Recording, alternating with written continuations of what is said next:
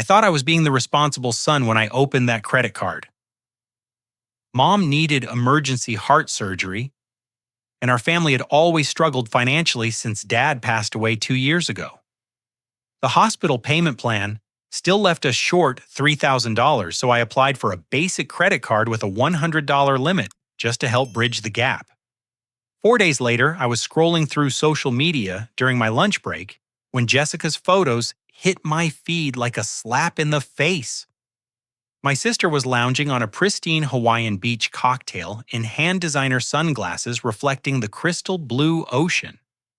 When I called her asking where she got money for this luxury vacation, she smirked through the phone and said, "Thanks to your credit card. Don't worry, I only spent $100,000. I laughed and said my card only had a $100 limit. "Did you check the name?" she asked. That's when Mom walked in holding my gold premium card. The drive to Presbyterian St. Joseph Hospital felt like traveling through quicksand. My hands gripped the steering wheel so tightly that my knuckles had turned bone white. The gold card Jessica had waved at me bore my name in raised letters, but I'd never seen it before in my life. My basic visa with the measly $100 limit was still sitting in my wallet untouched and innocent. I found Mom propped up in her hospital bed, looking frail and exhausted. The cardiac monitors beeped steadily beside her, and tubes snaked from her arms to various machines. Her silver hair was disheveled, and her usually bright brown eyes seemed clouded with worry. I pulled the uncomfortable plastic chair closer to her bedside and sat down heavily. "Mom, we need to talk about this credit card situation." I began trying to keep my voice steady. Jessica showed me a gold card with my name on it. I never applied for anything like that. Patricia's face crumpled, and tears began streaming down her cheeks. "Tyler, I'm so sorry. I didn't know how else to handle everything. The medical bills, the mortgage payments, I've been behind on all the expenses since your father died." Her voice was barely above a whisper.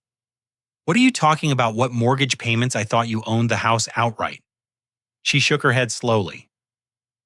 "Your father took out a second mortgage 3 years before he passed. The cancer treatments weren't fully covered by insurance.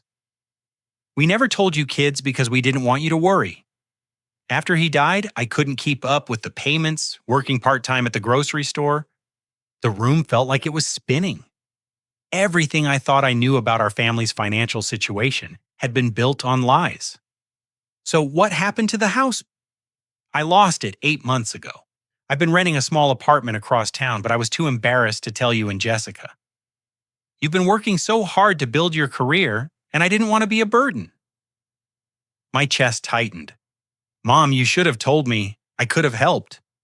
I tried to handle it myself. When I needed the heart surgery, I knew there was no way I could pay for it. I remembered that your credit score was excellent because you'd mentioned it when you bought your car. So I went to the bank and applied for a premium credit card listing you as a co-signer. Your income and credit rating qualified us for a $250,000 limit." The words hit me like a physical blow. "You used my information without asking me." "I was desperate, Tyler. I thought I could manage the payments myself, maybe use the card just for the medical expenses. But then Jessica found out about it." "How did she find out?" "She's been helping me with paperwork since the surgery, going through my mail, organizing my bills. She must have seen the card when it arrived.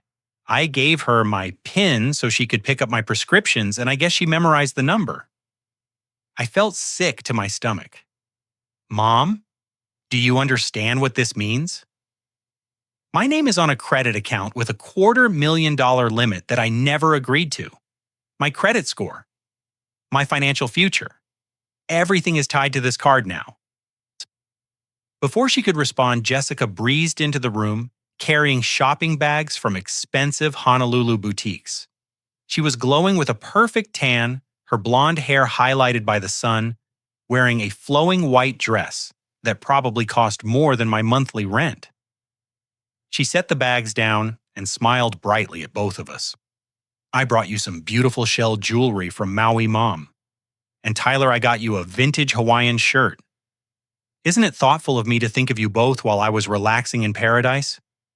I stood up abruptly, my chair scraping against the hospital floor. Thoughtful. You stole my identity to fund your vacation. Jessica rolled her eyes dramatically. Oh, please don't be so dramatic. It's just money. Family helps family, right? Besides, Mom needed this surgery, and I needed some time to decompress from all the stress of taking care of her.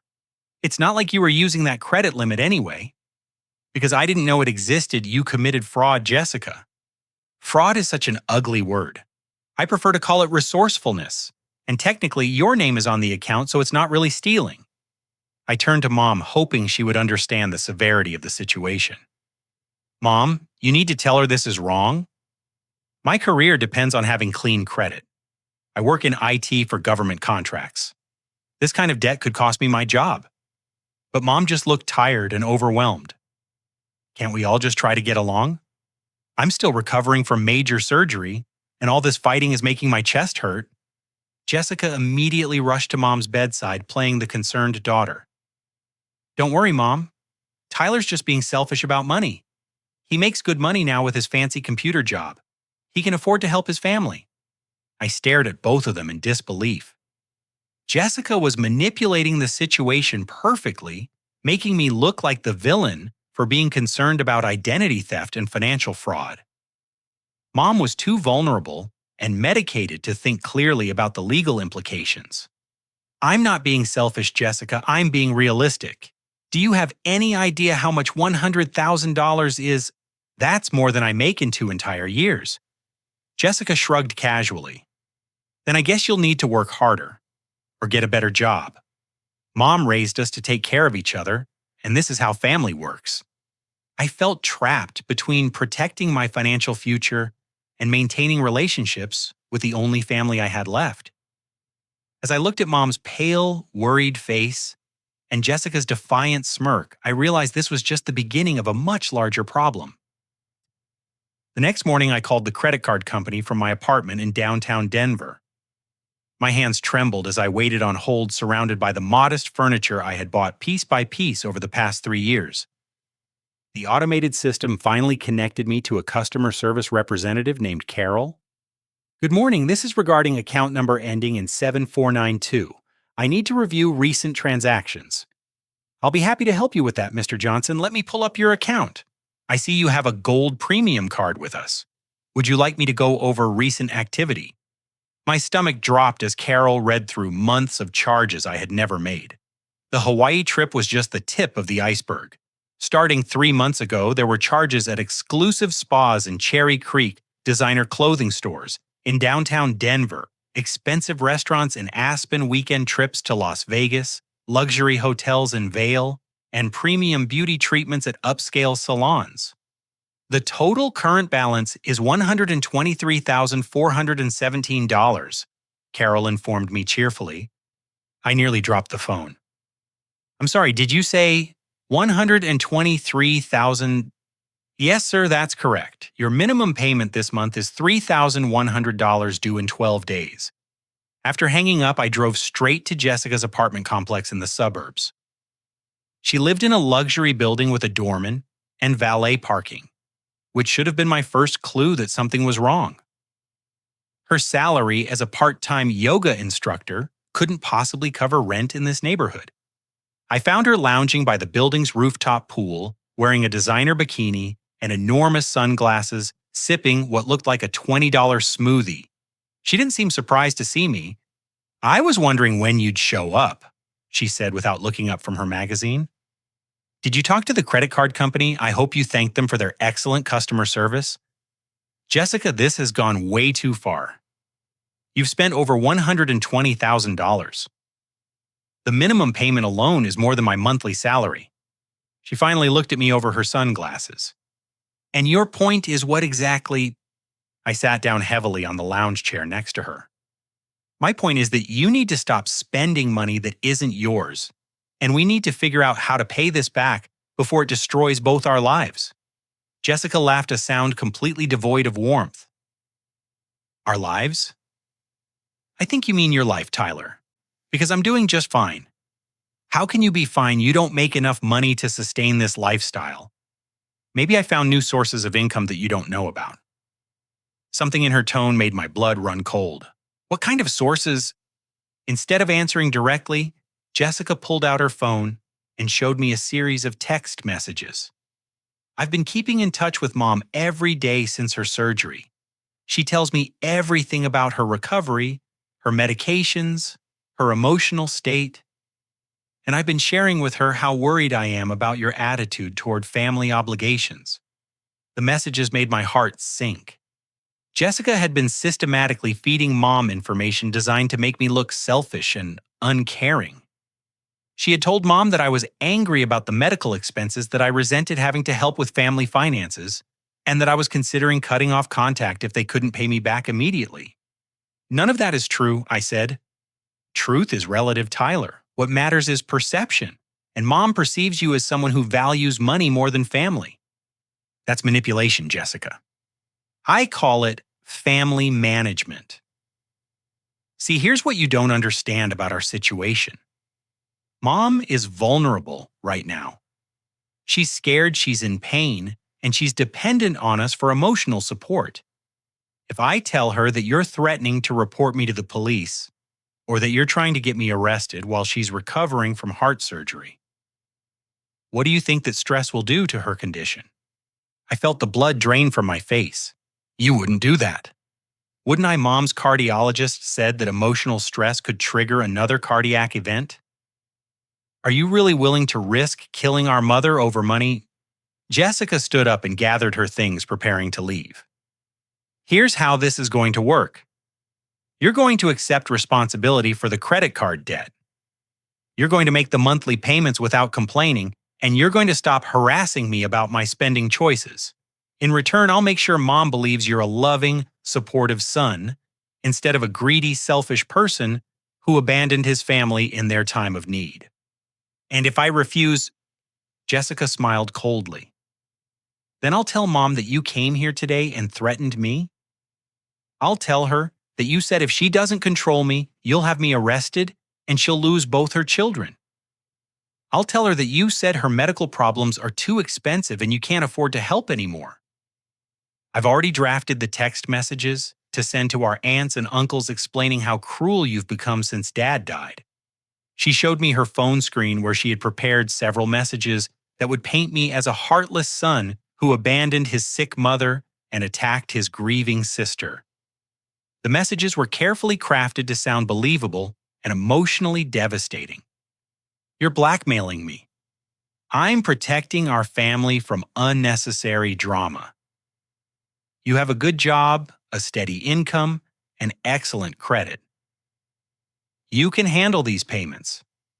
I'm just a part-time yoga instructor trying to find herself. Who do you think family members will sympathize with? As Jessica walked away, I realized she had trapped me in an impossible situation. If I reported her to the police, she would convince our dying mother that I had chosen money over family loyalty. If I didn't report her, she would continue spending until she bankrupted both of us. But the worst part was the slow realization that Jessica wasn't just irresponsible or selfish. She was calculating, manipulative, and completely ruthless. She had turned our mother's medical crisis into an opportunity for financial exploitation, and she was using Mom's vulnerability as a weapon against me.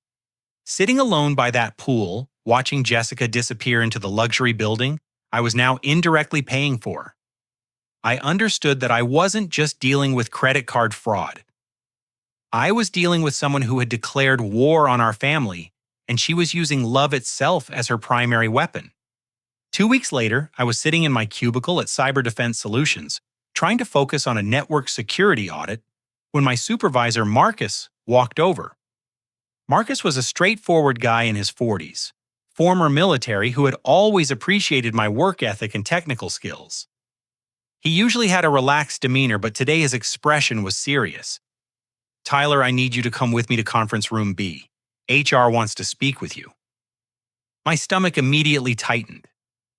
In 3 years at the company, I had never been called to meet with human resources. I followed Marcus down the hallway past the break room, where my coworkers were discussing weekend plans, completely unaware that my world was about to collapse. Inside the conference room, I found Sandra Martinez from HR, a professional woman in her 50s, with silver hair and kind eyes that looked genuinely concerned. Beside her sat David Chen, our corporate security officer, a serious man in his 30s who handled background investigations and security clearances for our government contracts.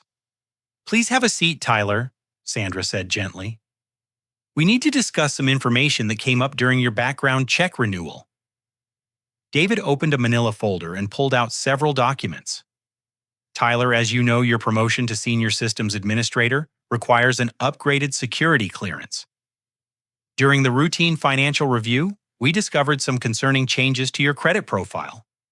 My mouth went dry. "What kind of changes?" "Your debt-to-income ratio has increased by over 400% in the past 3 months. You now carry a debt load of over $120,000, which represents a significant security risk for someone with access to sensitive government systems." Sandra leaned forward. "Tyler, we want to help you understand the situation. Financial distress can make employees vulnerable to bribery, extortion, or other security threats. It's not personal, it's policy." "I can explain the debt," I began, but David held up his hand. "The explanation doesn't change the security implications. According to federal guidelines, any employee with unsecured debt exceeding twice their annual income cannot maintain security clearance for classified projects." Marcus, who had been quietly listening, finally spoke up.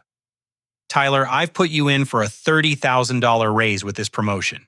You're one of our best analysts. But if you can't get security clearance, I can't move you into the senior position." The room felt like it was closing in on me. What are my options? David consulted his paperwork.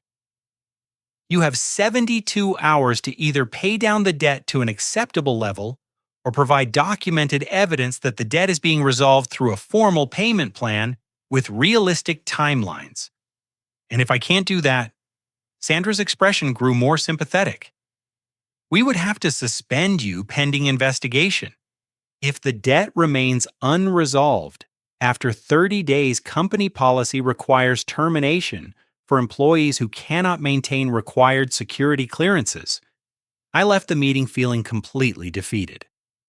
72 hours to resolve over $100,000 in debt, or lose the job I had worked 3 years to build. The promotion I had earned would disappear, along with the salary increase that could have helped me manage the payments Jessica had forced upon me. That evening, I met my girlfriend Amanda at our favorite coffee shop near her apartment. Amanda was a nurse practitioner at Denver General Hospital, smart and level-headed, with shoulder-length brown hair and green eyes that always seemed to see right through people's facades. We had been together for 2 years and had started talking seriously about engagement and buying a house together. I explained the entire situation to her, from Mom's surgery to Jessica's theft to the ultimatum at work. Amanda listened, without interrupting, occasionally reaching across the table to squeeze my hand. "So let me understand this correctly," she said when I finished. "Your sister committed fraud using your identity. Your mother is either unable or unwilling to stop her, and now your career is in jeopardy because of debt you never agreed to take on." "That's exactly right." Amanda was quiet for several minutes, staring into her coffee. "Tyler, I love you and I want to help. We have $18,000 saved for our engagement ring and house down payment. I could lend you that money to help with payments." The offer made my chest tight with emotion. "I can't take your savings, Amanda." "It's not just my savings, it's ours. We're planning a future together. But if I take that money and Jessica keeps spending, we'll lose everything. Our engagement plans, our house dreams, all of it." Amanda nodded slowly. "Then you need to stop Jessica before she destroys both our lives. How if I report her, she'll manipulate Mom into thinking I'm the villain. Mom's already weak from surgery. The stress could kill her. And if you don't report her, she'll definitely destroy your career and our future. Tyler, your mother is an adult who made the choice to commit identity fraud by putting your name on that credit card. Your sister is an adult who made the choice to steal. You're not responsible for protecting them from the consequences of their illegal actions. I knew Amanda was right, but the guilt felt overwhelming. They're the only family I have left. I understand that. But they're asking you to sacrifice everything you've worked for, including our relationship, to enable Jessica's criminal behavior. That's not what healthy families do. When I got home that night, I found 3 missed calls from Jessica and a voicemail that made my blood boil. Tyler, I hope you're not planning anything stupid. I talked to Mom today and she mentioned you seemed stressed about work. I told her that you've been having financial problems lately, and that's why you've been so cranky about family obligations. She's worried about you. It would be really unfortunate if I had to tell her that your work problems are making you consider doing something that could hurt our family. Call me back. The message was crystal clear. Jessica knew about my job situation somehow, and she was prepared to use it as another manipulation tool. She would tell Mom that my work stress was making me unstable and vindictive, framing any action I took against her as the desperate behavior of someone who was having a mental breakdown. As I sat in my small apartment looking at the life I had carefully built over the past few years, I realized Jessica wasn't just stealing money. She was systematically destroying every aspect of my existence while convincing our dying mother that I was the one causing problems. The clock was ticking. 72 hours to save my career, my relationship, and my future. But first I needed to understand exactly how deep Jessica's deception went. I spent the next day trying to find solutions. I called 3 different banks about personal loans, but my debt-to-income ratio was already too high. I researched debt consolidation companies, but they all required assets I didn't have as collateral. I even looked into bankruptcy options, but the attorney I spoke with explained that fraudulent debt couldn't simply be discharged without criminal charges being filed against Jessica first. Every path forward required me to take legal action against my sister, which would trigger her threats against our mother. That afternoon, while I was researching options online, my phone buzzed with a credit card alert. Another charge for $8,647 at a BMW dealership in Cherry Creek. I called Jessica immediately. "What did you just buy?" I demanded without any greeting. "Oh, you must have gotten the alert." I put a down payment on a beautiful white BMW convertible. It's a certified pre-owned model, only 12,000 miles. Don't worry, the monthly payments are only $650. Jessica, I'm about to lose my job because of the debt you've already created. You have to stop spending. Actually, Tyler, I've been thinking about our conversation the other day, and I realize you've been approaching the situation all wrong. Instead of complaining about money, you should be looking for ways to increase your income. What are you talking about? I mean, maybe your current job just isn't good enough anymore. Maybe you need to find something that pays more. I hear tech companies in California are desperate for people with your skills. The suggestion was absurd. I can't just move to California and start over. I have a life here, a girlfriend, a career track I've been building. See, that's the problem with your thinking. You're so attached to your comfortable little life that you can't see the bigger picture. Family requires sacrifice, Tyler. Before I could respond, she continued. Oh, and speaking of family, I went to visit Mom this afternoon. She's still recovering well, but she seems really worried about you. She mentioned that you've been acting strange lately, and she's concerned that work stress is affecting your mental health. I haven't been acting strange. I've been trying to deal with the financial crisis you created. That's not how Mom sees it. From her perspective, you've become obsessed with money, and you're taking your work problems out on family members. She asked me if I thought you might need professional help. I felt trapped in an impossible situation. Every conversation with Jessica led to more manipulation and threats. What do you want from me? I want you to accept reality.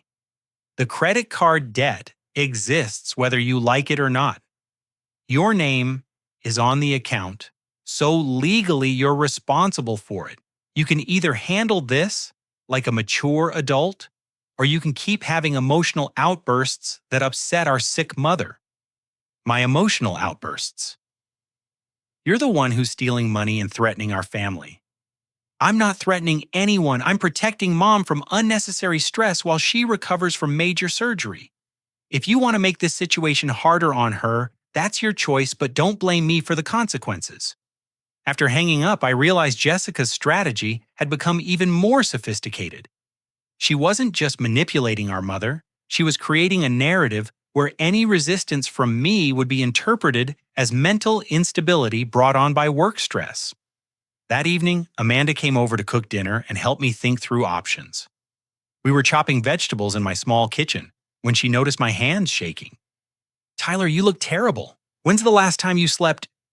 "I can't sleep. Every time I close my eyes, I think about losing my job, losing our savings, losing everything we've planned together." Amanda set down her knife and turned to face me completely. "I need to ask you something, and I need you to be completely honest." "Okay. Are you planning to just give in to Jessica's demands? Are you going to let her keep spending our money while you make minimum payments for the next 20 years? The question hit me hard because I hadn't really considered the long-term implications. If I keep making minimum payments on this debt, how long would it take to pay off? We did the math together on my laptop. With interest rates and Jessica's continuing spending, the debt would take over 30 years to pay off and would cost me more than $400,000 in total payments. Our engagement would be postponed indefinitely.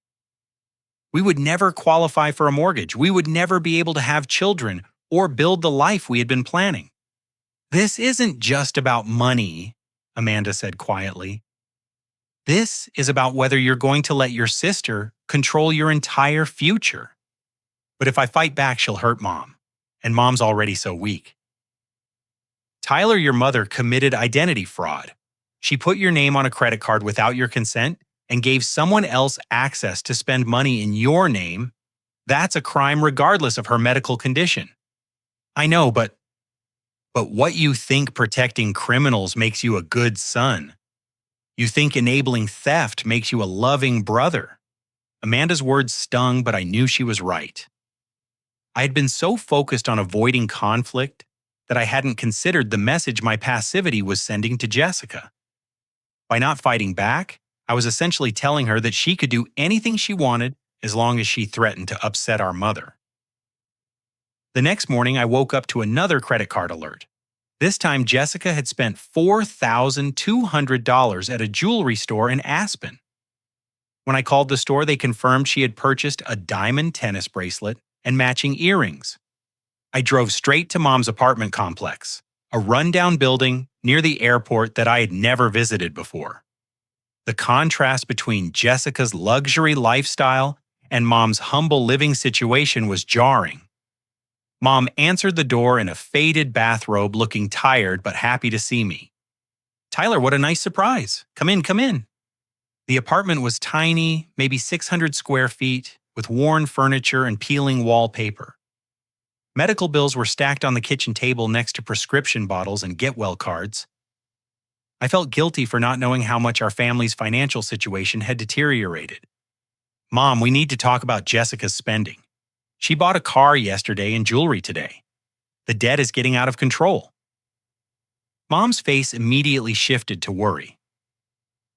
"Oh, honey, Jessica told me you might say something like this. She's concerned that your work stress is making you paranoid about family finances." "Paranoid, Mom. She spent over $125,000 in 3 months. Jessica explained that to me.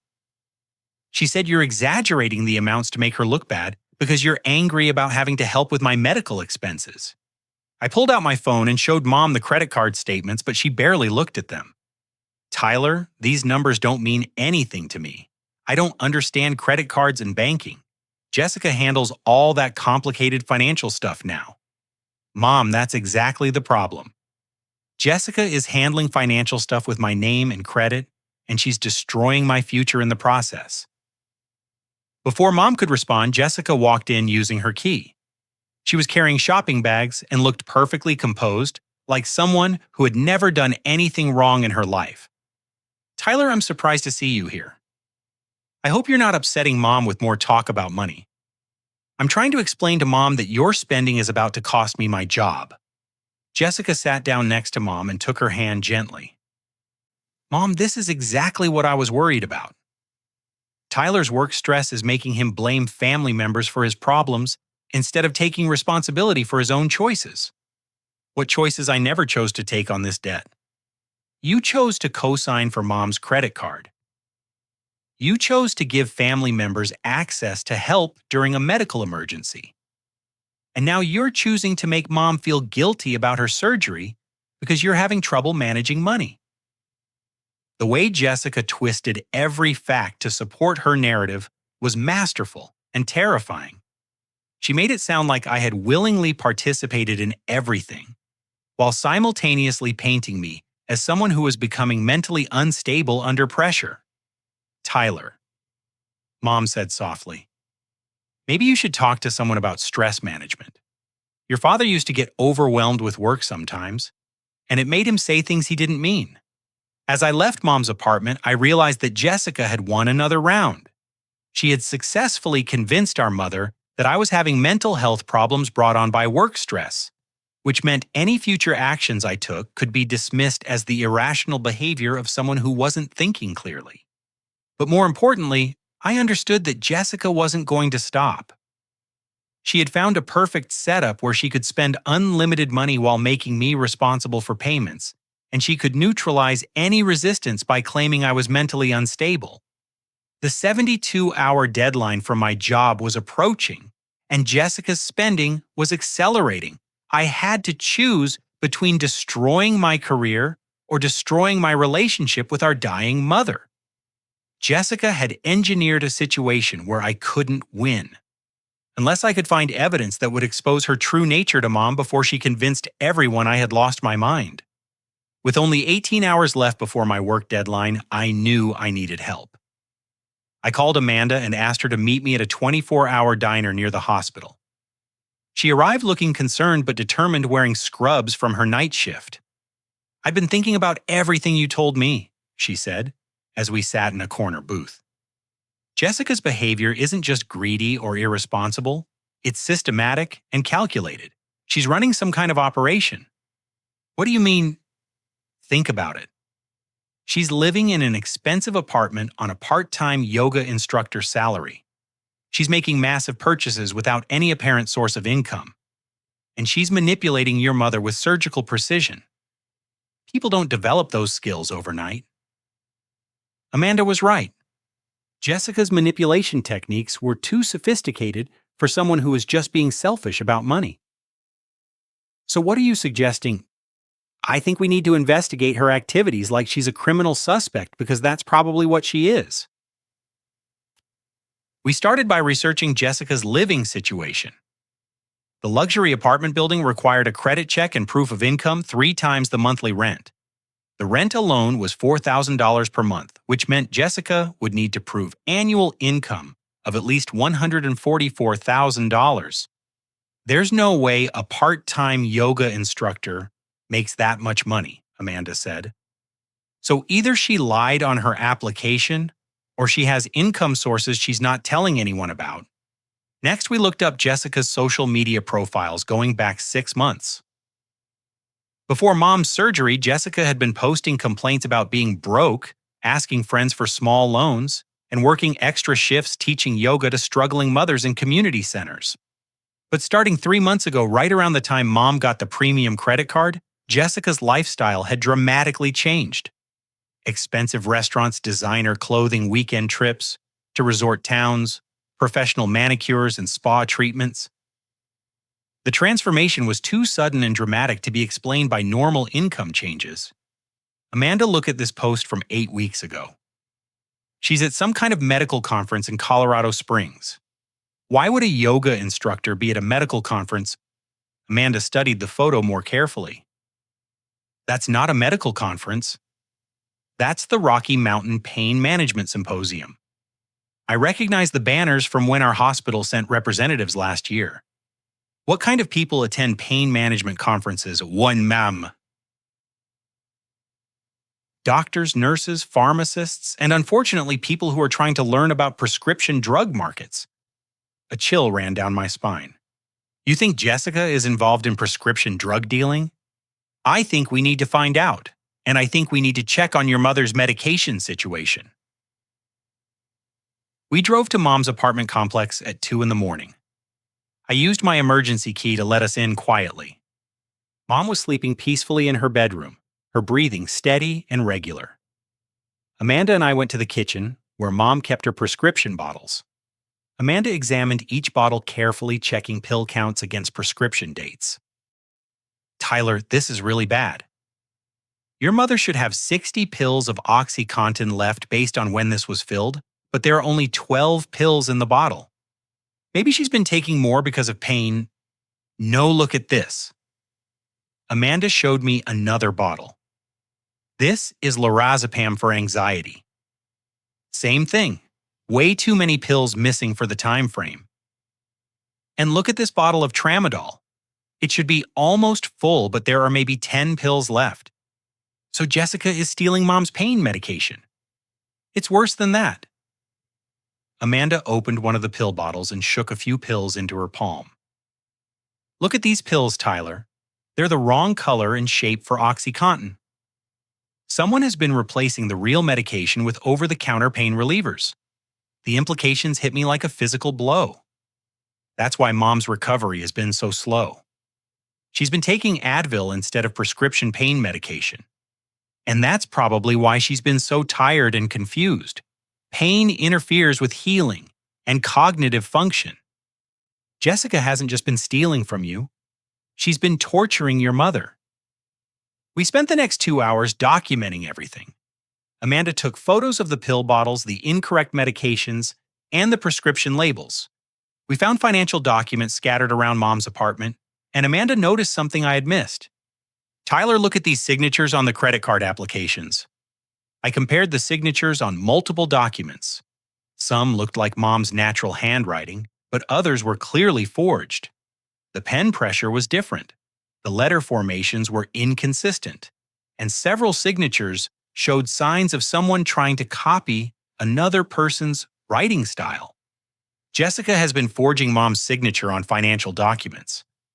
That's identity theft and prescription drug fraud. Your sister isn't just stealing money. She's running a full-scale criminal operation using your mother as a cover. As dawn approached, we gathered all our evidence and prepared to leave. But as we reached the front door, Amanda grabbed my arm. Tyler, listen. In the distance, we could hear a car pulling into the parking lot with music playing softly. Through the window, we saw Jessica's new BMW convertible. She was returning from somewhere at 5:30 in the morning, and she wasn't alone. A man in his 30s got out of the passenger seat, and they shared what looked like a business transaction. He handed her an envelope, and she gave him a small plastic bag. "We need to get out of here," Amanda whispered. But as we tried to leave through the back door, we heard Jessica's key in the front lock. We were trapped in Mom's apartment while Jessica was about to discover us with evidence of her crimes. Amanda pulled me into the bathroom, and we locked the door just as we heard Jessica enter the apartment. Through the thin walls, we could hear her moving around the kitchen, probably checking on her pill inventory. "Mom," Jessica called softly. "Are you awake?" We heard Mom's groggy voice from the bedroom. "Jessica, what time is it?" "It's early, Mom. I couldn't sleep, so I thought I'd come check on you and bring you fresh groceries." "That's so sweet of you, honey." Amanda and I waited in the bathroom for 20 minutes while Jessica went through her routine of checking on Mom, organizing medication, and probably restocking her stolen prescription drugs. Finally, we heard her leave through the front door. When we emerged from our hiding spot, Amanda was shaking. "Tyler, your sister isn't just a thief. She's dangerous. She's running prescription drugs, forging legal documents, and using your dying mother as cover for criminal activities. And she's convinced Mom that I'm the one with mental health problems." We have evidence now. Photos, documentation, witness testimony. We can prove that she's been systematically defrauding your family while endangering your mother's health. But if I report her, she'll still convince Mom that I'm the villain. Amanda looked at me seriously. Tyler, your mother is being poisoned.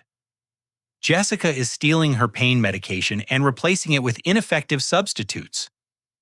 Your mother's slow recovery isn't just bad luck, it's the result of medical neglect.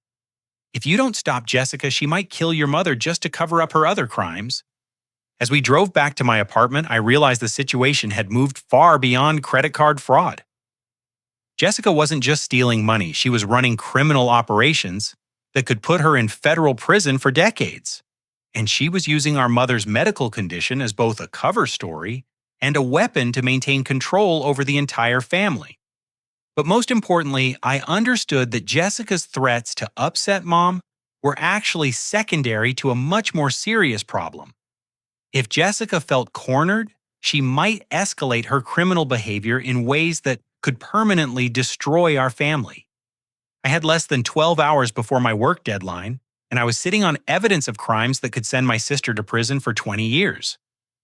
The question wasn't whether to report her anymore. The question was how to protect Mom from Jessica's retaliation when she realized her criminal empire was collapsing. At 8 in the morning, I called the FBI field office in Denver. The automated system transferred me through several departments before connecting me with Agent Rebecca Santana from the Financial Crimes Division. Agent Santana had a professional, no-nonsense tone that immediately made me feel like I was finally talking to someone who could help.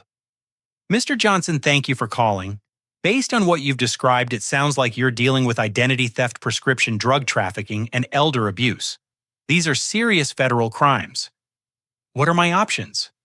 First, I need you to understand that once we open an investigation, the process moves quickly.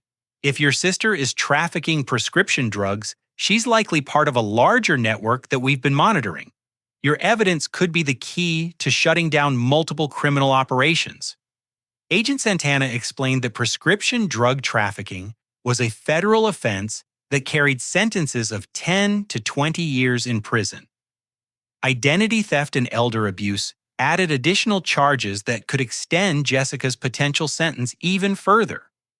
The good news is that victims of identity theft are protected from financial liability once criminal charges are filed. If we can prove your sister committed fraud using your identity, the credit card debt becomes her legal responsibility, not yours. What about my mother? My sister has been threatening to upset her if I report the crimes.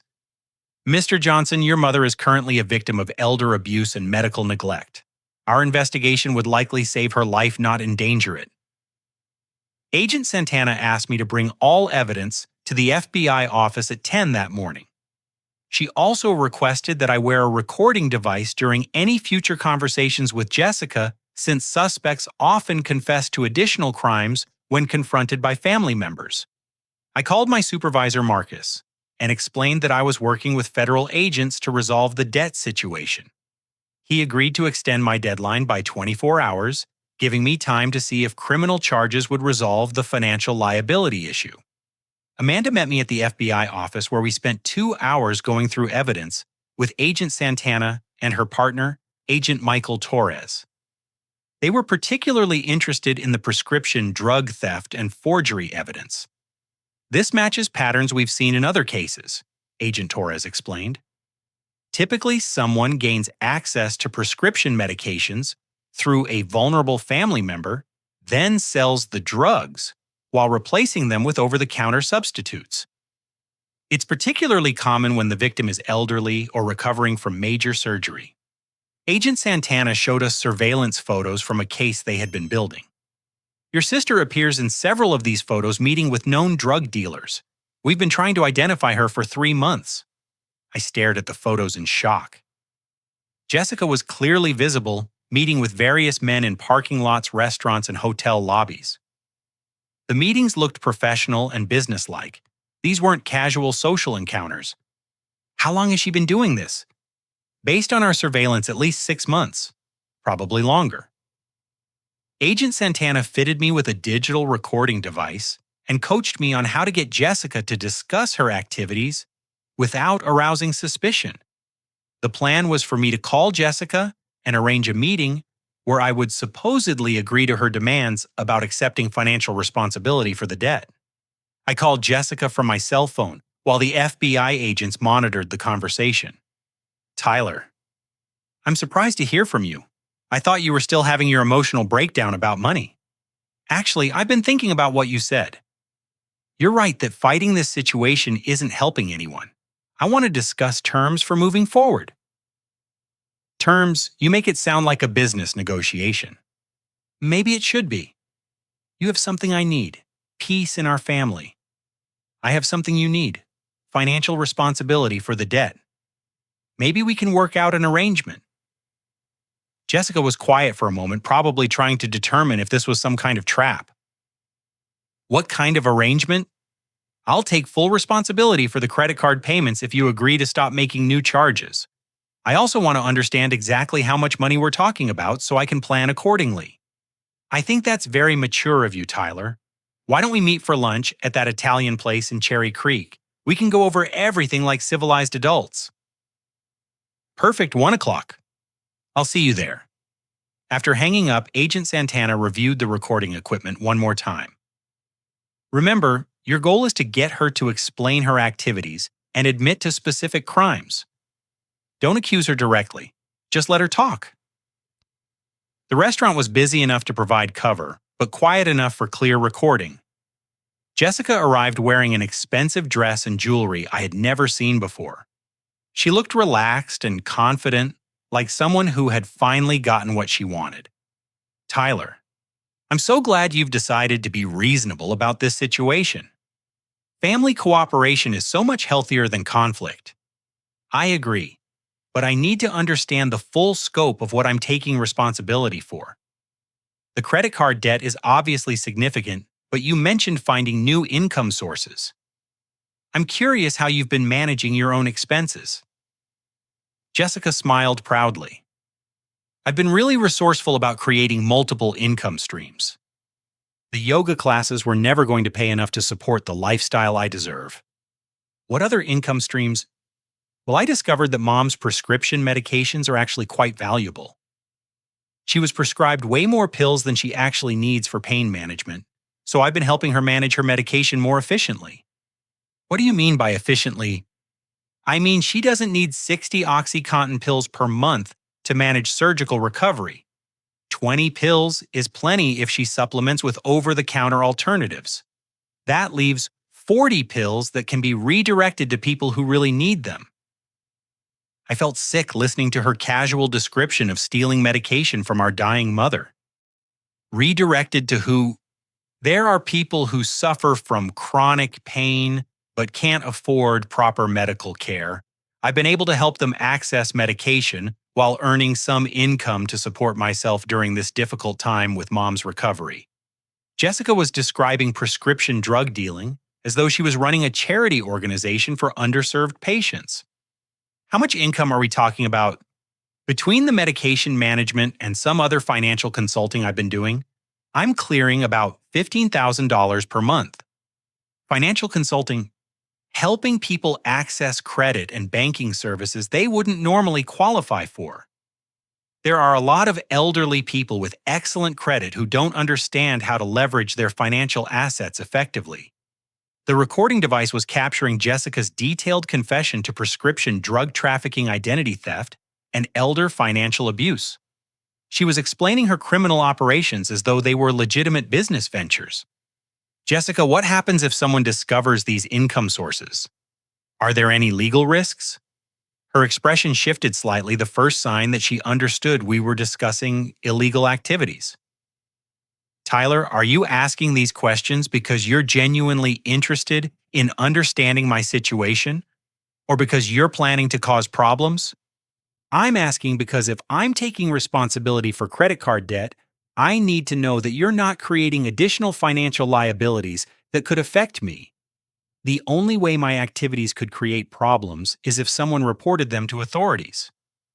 But that would require family members to choose money over loyalty, and I don't think anyone in our family would be that selfish. What if authorities found out through other means? Jessica leaned forward, her voice taking on a threatening tone. Tyler, if anyone in our family ever betrayed me to law enforcement, it would destroy Mom. The stress of having her daughter arrested while she's recovering from heart surgery would literally kill her. And whoever was responsible for that betrayal would have to live with killing their own mother. So your activities are definitely illegal. My activities are necessary for supporting our family during a crisis. The legality is irrelevant compared to family loyalty. Jessica had just confessed to multiple federal crimes while simultaneously threatening retaliation against our mother if anyone reported her. The recording would provide everything the FBI needed to arrest her and dismantle her criminal operations. But as I sat across from Jessica, watching her confidently describe how she would manipulate our mother's death if cornered, I realized she had one more surprise waiting for me. Actually, Tyler, since we're being completely honest with each other, there's something else you should know. I've already made plans for the possibility that someone might try to interfere with my income sources. What kind of plans? Jessica pulled out her phone and showed me banking screenshots. I've transferred most of Mom's retirement account and life insurance policy into offshore accounts that I control. If anything happens to my current operations, I'll simply disappear to Costa Rica where extradition is difficult and living expenses are cheap. You stole Mom's retirement money. I protected it from potential legal complications. If authorities start investigating family finances, they might freeze domestic assets. By moving the money offshore, I've ensured that Mom's medical care will continue, regardless of any legal drama that other family members might create. The scope of Jessica's criminal operation was staggering. She had systematically looted our family's finances while positioning herself to flee the country if caught. And she was using our mother's life as both a shield and a weapon to prevent anyone from stopping her. When are you planning to leave for Costa Rica? My flight is tomorrow night. I figured it would be good to take a little vacation while you get settled into handling the credit card payments. Jessica wasn't just confessing to crimes, she was announcing her escape plan. She intended to leave the country within 24 hours, taking everything she had stolen and leaving me responsible for debts that would take decades to pay off. As lunch ended, Jessica hugged me goodbye like a loving sister who was looking forward to a peaceful family relationship. Tyler, I'm so proud of you for choosing family over money. Dad would be proud too. Walking back to my car, I realized Jessica had been playing a much longer game than I understood. She had never intended to stay and face consequences for her actions. The entire conversation had been her way of saying goodbye while making sure I understood the cost of reporting her to authorities. But what Jessica didn't know was that federal agents were already in position to arrest her before she could reach the airport. Her detailed confession had given them everything they needed to seize her assets and charge her with multiple federal crimes. The question now was whether they could move fast enough to stop her from fleeing the country with our family's entire financial future. Agent Santana called me at 6 that evening with an update. Tyler, the recording you provided gave us enough evidence to obtain warrants for your sister's arrest and asset seizure. We're moving tonight. What about her flight to Costa Rica? We've been monitoring her communications since this afternoon. She's planning to leave from Denver International Airport at 11 tomorrow night. We'll arrest her when she tries to go through security. And the money she stole, we've already frozen the offshore accounts she showed you. Turns out she was using the same bank that several other prescription drug traffickers have been using. We've been working with international authorities to shut down that entire network. Agent Santana explained that Jessica's arrest would likely lead to the capture of multiple drug dealers and financial criminals. The FBI had been building a case against the prescription drug network for over a year, and Jessica's activities had given them the final pieces they needed to make arrests across 3 states. What happens to my credit card debt? Once we file criminal charges, the debt becomes evidence in a federal case.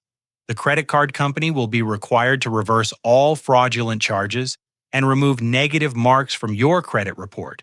You won't be responsible for any of the money your sister spent. The next evening, I was working late at my office when Marcus knocked on my cubicle wall. Tyler, I just got off the phone with our security department.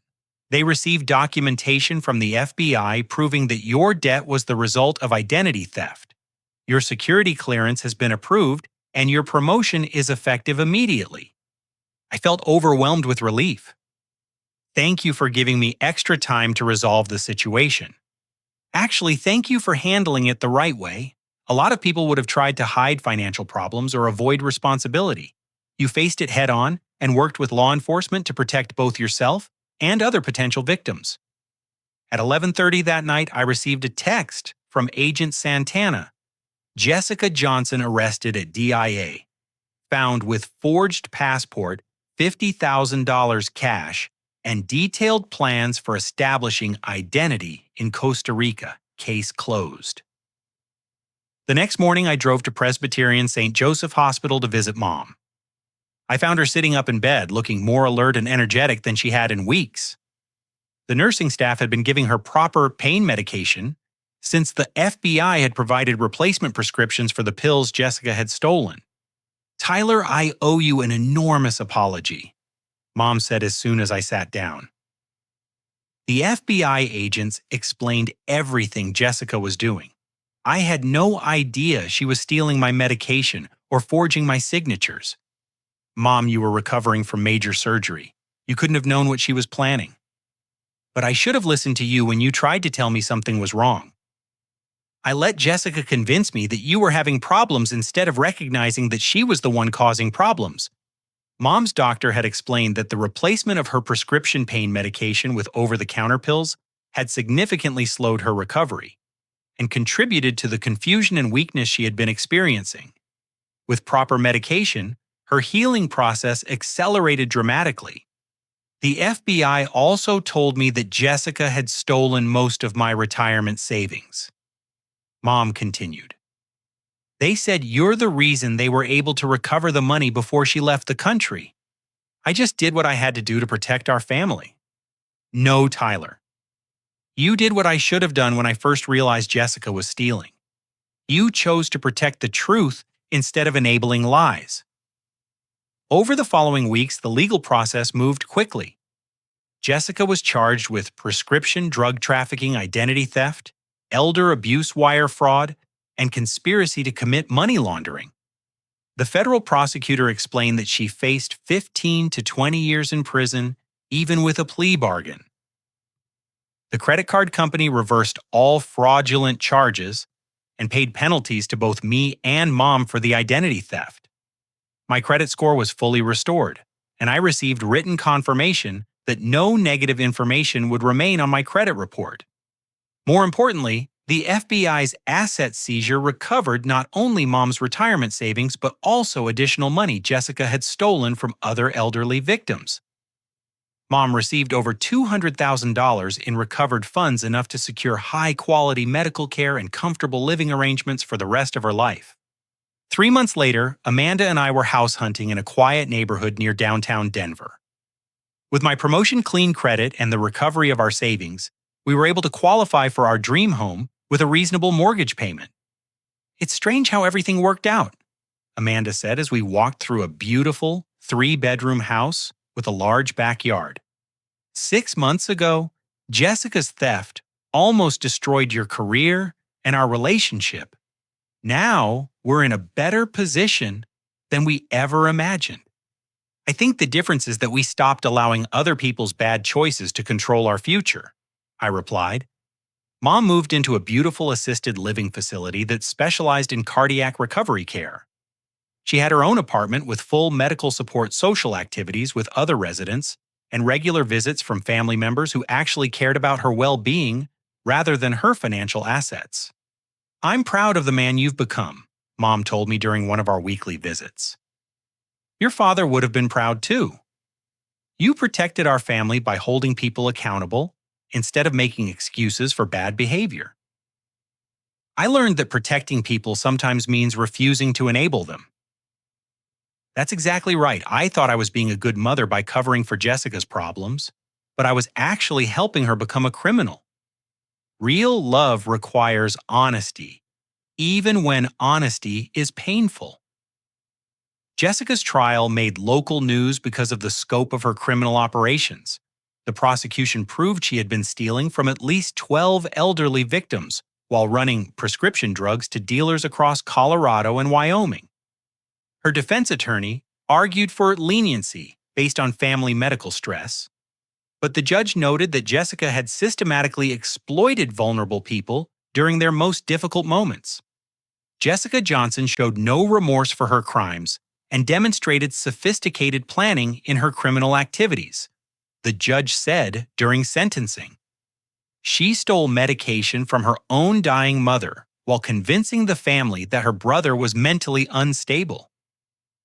This level of manipulation and callousness toward vulnerable victims requires significant incarceration. Jessica received 18 years in federal prison with no possibility of parole before serving at least 12 years. She would be in her 50s before she could potentially be released. A year later, Amanda and I got married in a small ceremony in the backyard of our new home. Mom walked me down the aisle healthy and strong after her full recovery. My coworkers from Cyber Defense Solutions attended, along with Amanda's colleagues from the hospital and a few close friends who had supported us through the difficult period. During my wedding speech, I talked about the importance of choosing people who share your values rather than people who share your genetics. Family isn't just about blood relationships, I said, looking at Amanda and then at Mom. Family is about people who support each other's growth, hold each other accountable, and choose love over convenience even when it's difficult. Agent Santana attended the wedding as our guest, having become a friend during the investigation and trial process. Your case helped us shut down one of the largest prescription drug trafficking rings in the Rocky Mountain region, she told us. Dozens of elderly victims got their lives back because you chose to do the right thing instead of the easy thing. 6 months after the wedding, Amanda and I learned we were expecting our first child. We decided to name the baby Patricia if it was a girl, after Mom, who had taught us that it's never too late to choose truth over comfort. As I sit here today writing this story, I understand that the most important lesson from our experience wasn't about money or credit cards or even criminal justice. The most important lesson was about the difference between love and enabling. I thought I was protecting my family by accepting responsibility for Jessica's actions, but I was actually enabling her to hurt more people. Real love requires boundaries, honesty, and the courage to hold people accountable for their choices. Jessica chose to see our mother's medical crisis as an opportunity for personal gain. She chose to steal medication from someone who was suffering. She chose to manipulate family relationships to cover her criminal activities. And she chose to threaten our mother's health when those crimes were discovered. I chose to prioritize truth over family peace protection, over convenience, and justice over comfort. Those choices saved our family's financial future, ended Jessica's criminal career, and ultimately protected our mother from further abuse. Sometimes the most loving thing you can do for someone is refuse to enable their worst impulses. Sometimes protecting your family means calling the police on family members. And sometimes the only way to preserve genuine relationships is to end toxic ones. The money was never really the issue. The issue was whether we would choose to live in truth or participate in lies, whether we would protect each other from consequences or help each other grow through accountability. I'm grateful every day that we chose truth, even when truth was painful. Because now we have a family built on genuine love instead of manipulation, honest communication instead of emotional blackmail, and mutual support instead of financial exploitation. Our daughter Patricia will grow up understanding that love means wanting the best for someone, even when they don't want the best for themselves. She'll learn that family loyalty means supporting each other's growth, not covering for each other's crimes. And most importantly, she'll know that sometimes the most courageous thing you can do is hold the people you love accountable for being the best versions of themselves, even when they prefer to be something else. Have you ever been in a situation where you had to choose between family loyalty and doing what you knew was right? How do you balance protecting the people you love with holding them accountable for their actions? I'd love to hear your thoughts in the comments below. If this story resonated with you, please consider giving it a like and sharing it with someone who might benefit from hearing about the importance of choosing truth over comfort in family relationships. And if you want to hear more stories about finding strength during difficult family situations, make sure to subscribe for future content. Thank you for listening to my story, and I hope it helps you navigate your own challenging family dynamics with wisdom and courage. Remember that sometimes the most loving thing you can do is the hardest thing you can do, and that real family relationships are built on truth rather than convenience. Take care, and I'll see you in the next story.